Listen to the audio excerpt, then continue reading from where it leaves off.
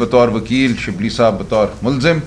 تو یہ وکیلوں، ملزموں اور سیاستدانوں کا ایک اجتماع تھا جو ریاست منعقد کرتی ہے ہر چند دن بعد اڈیالہ جیل میں. تو وہاں جو گفتگو ہوئی میں آپ کے سامنے رکھنا چاہتا ہوں. خان صاحب نے بڑے شگاف الفاظ میں کہا کہ ہم بالکل مضبوطی سے اپنی جگہ کھڑے ہیں. مذاکرات کا عمل کوئی کسی کمزوری کی وجہ سے نہیں شروع کیا گیا تھا، وہ اس لیے شروع کیا گیا تھا کہ ہم چاہتے تھے کہ یہ قوم، یہ ملک سچائی کی جانب بڑھے. جو کچھ ہوا ہے اس ملک کے ساتھ پچھلے 2 سالوں میں وہ سب کے سامنے آ جائے. 9 مئی کی حقیقت کیا ہے، اس دن کتنے لوگ شہید ہوئے، کتنے لوگوں کو گرفتار کیا گیا. ایک دن میں 10,000 لوگوں کو پکڑا گیا پورے ملک میں، جن کا کوئی تعلق 9 مئی کے کسی اجتماع سے نہیں تھا. اس کے بعد جس طرح تشدد ہوا، ٹارچر ہوا، لوگوں کو ملٹری کسٹڈی میں رکھا گیا، ملٹری ٹرائل کیے گئے، پوری دنیا کی طرف سے مذمت ہوئی اور یہ عمل جاری رہا. کوشش یہ تھی کہ پی ٹی آئی کو بطور سیاسی جماعت اتنا کمزور کر دیا جائے کہ الیکشن میں یہ حصہ نہ لے سکے. اسی لیے الیکشن میں تاخیر کی گئی. جو الیکشن اپریل مئی 2023 میں ہونے چاہیے تھے یا زیادہ سے زیادہ نومبر 2023 میں ہونے چاہیے تھے، ان کو فروری 2023 میں کیا گیا. اس سے پہلے ہمارا بلے کا نشان چھینا گیا.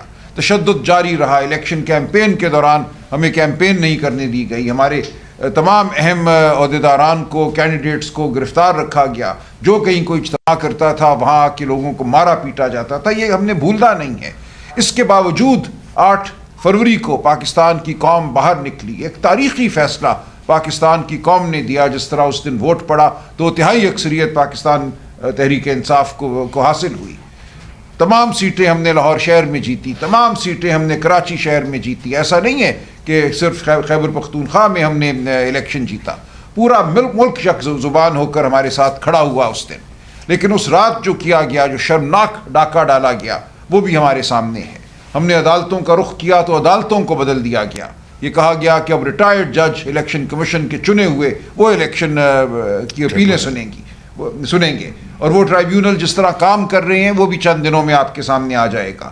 آج مجھے ایک ساتھی نے بتایا کہ ایک ٹرائیبیونل نے 32 مقدمے جو اس کو دیے گئے تھے، اس میں سے 28 مقدمے صرف اس بنیاد پر خارج کیے ہیں کہ اوتھ کمشنر کا دستخط ٹھیک نہیں ہے یا مہر جو ہے وہ مدھم ہے. 28 مقدمے 32 میں سے اس بنیاد پر خارج ہو چکے ہیں. تو کوئی ارادہ نہیں ہے اس نظام کا سچ کو جاننے کا، یہ جاننے کا کہ اس دن جو ہوا پاکستان کی قوم جانتی ہے. یہ خود فریبی ہے. اپنے آپ کو یہ نظام فریب دے رہا ہے یہ سمجھ کے کہ لوگ نہیں جانتے یا لوگوں کو ہم پتہ نہیں چلنے دیں گے کہ ہو کیا اس دن اور اس کے بعد سے کیا ہوتا چلا جا رہا ہے. تو خان صاحب نے پھر دہرایا کہ ہم نے ایک دروازہ کھولا تھا مذاکرات کے ذریعے، ایک موقع دیا تھا اس نظام کو، اس تاریک نظام کو، اس جھوٹ اور فریب پر مبنی نظام کو کہ وہ اپنی درستگی کرے. لیکن ہمارا مذاق اڑایا گیا. پریس کانفرنسز کی گئیں کہ یہ تو ہو ہی نہیں سکتا، یہ تو ہم مانیں گے ہی نہیں.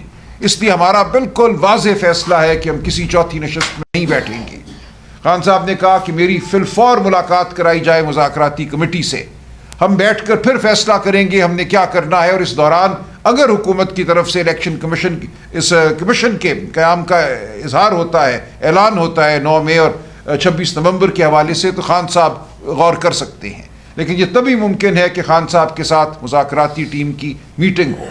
اگر ایسا نہیں ہوتا تو کوئی امکان نہیں ہے کسی اور بات کا. خان صاحب کا فیصلہ بالکل واضح ہے اور 2 ٹوک ہے.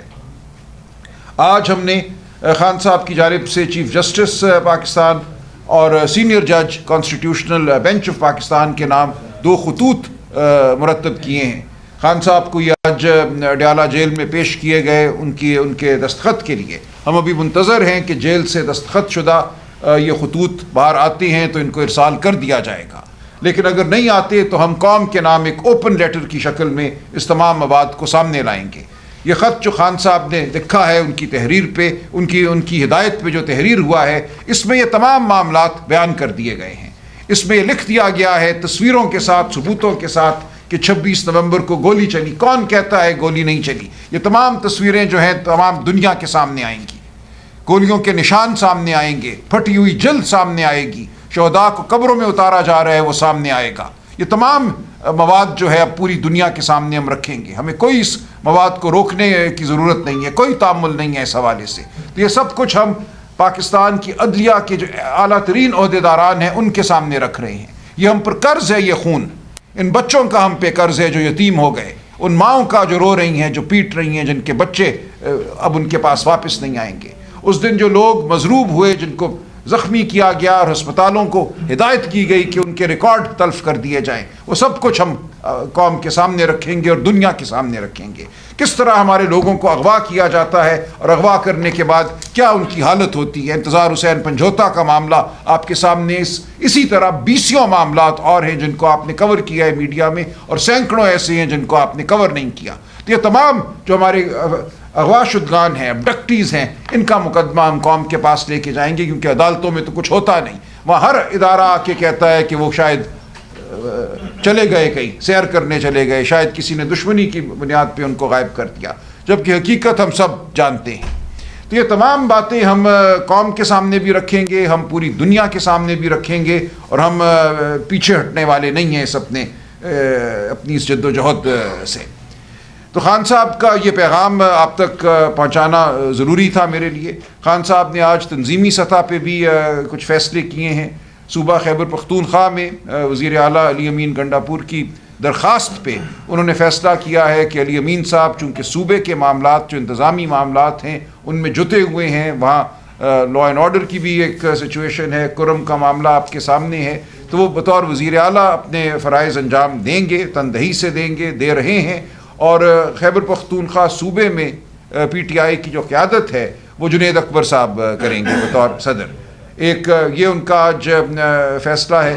دوسرا، ہم انتظامی سطح پہ تبدیلیاں کریں گے، انتظامی سطح پہ پارٹی کو متحرک کرنے کے لیے عہدیداران بھی آئیں گے، کچھ ضلعوں میں کچھ علاقوں میں تبدیلیاں بھی ہوں گی۔ عالیہ حمزہ صاحبہ کو خان صاحب نے اہم ذمہ داری دی ہے، اس کا تعین بھی اور نوٹیفیکیشن ہم چند دنوں میں کر دیں گے۔